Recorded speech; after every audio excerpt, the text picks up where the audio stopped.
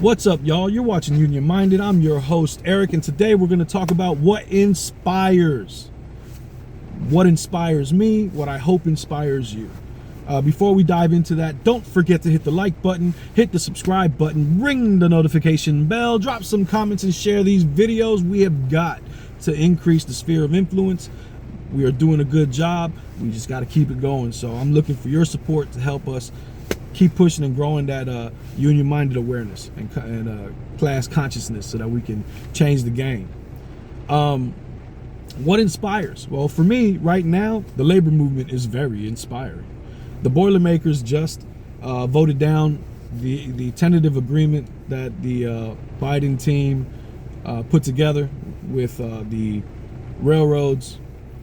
They voted it down. That makes, I think it's two big unions that voted down the TA, and it's looking like that's pushing more and more towards a work stoppage for the railroad workers. And they're doing it not for money, they're doing it for quality of life. That's inspiring, that motivates, that uplifts and provides a sense of solace, knowing that fighting spirit is out there.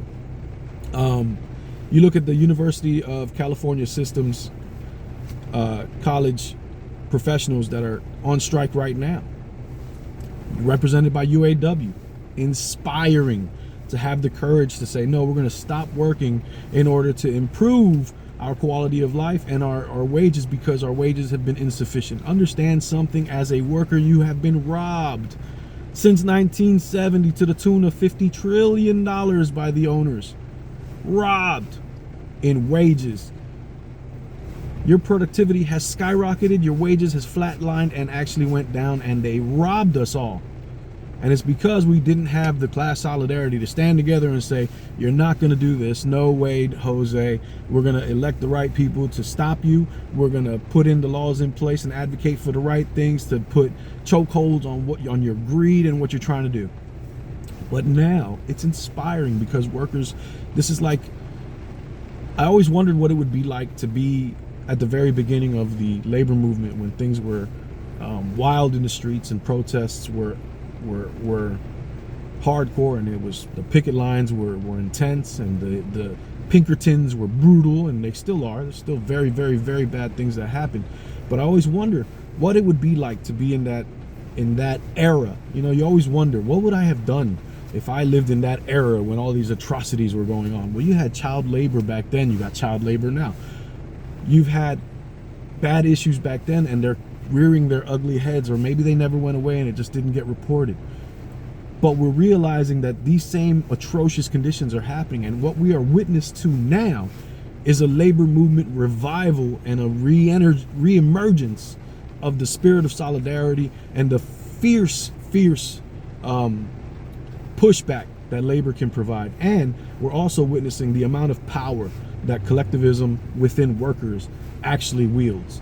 You're looking, again, Amazon, Chris Smalls and the Amazon Labor Union doing a phenomenal job, and they started it by themselves with no outside help. You look at the Starbucks Workers United, they're doing a great job. You're looking at the Teamsters, who are all over the place.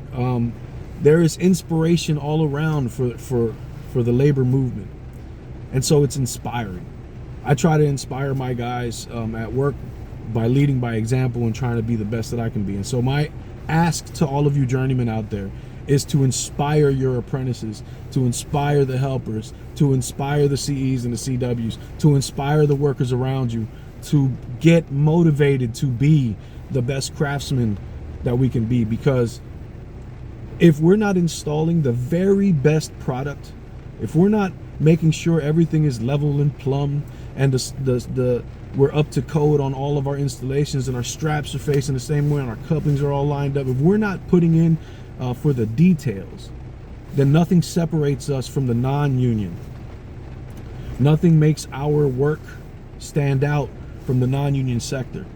And if we don't stand out with our installation, how do we then justify our wages and our benefits and everything else to the counties and to the districts and to the different employers who are trying to build things and trying to do it the best way possible? We have to inspire each other to be the best craftsmen that we can be. Our instructors, here's my ask to you: inspire the apprentices, inspire them to learn every detail of this job, of how to read the code book, of how to install, of how to do things correctly, how to perform motor controls, how to do a proper splice.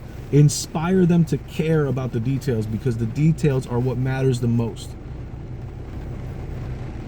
I know it's a big ask, especially if you're not used to being a leader and inspiring people, but we need more inspirational people. It's so easy to fall into a lackadaisical rhythm where you're just going through the motions. But when you do that, you don't pay attention to the details. And when you don't pay attention to the details, you make mistakes. And when you make mistakes, you wind up, you can kill somebody. This is electricity, folks. We are not playing with just anything out here. We are manipulating forces of nature that we yet to comprehend. It's all theory, for crying out loud. We don't even know what we're messing with. We're like magicians. Bzzz, and it's awesome, but it's dangerous work, and you gotta inspire those around you to understand the nature of the beast we are wrangling within copper molecules. You got to inspire them to be safe.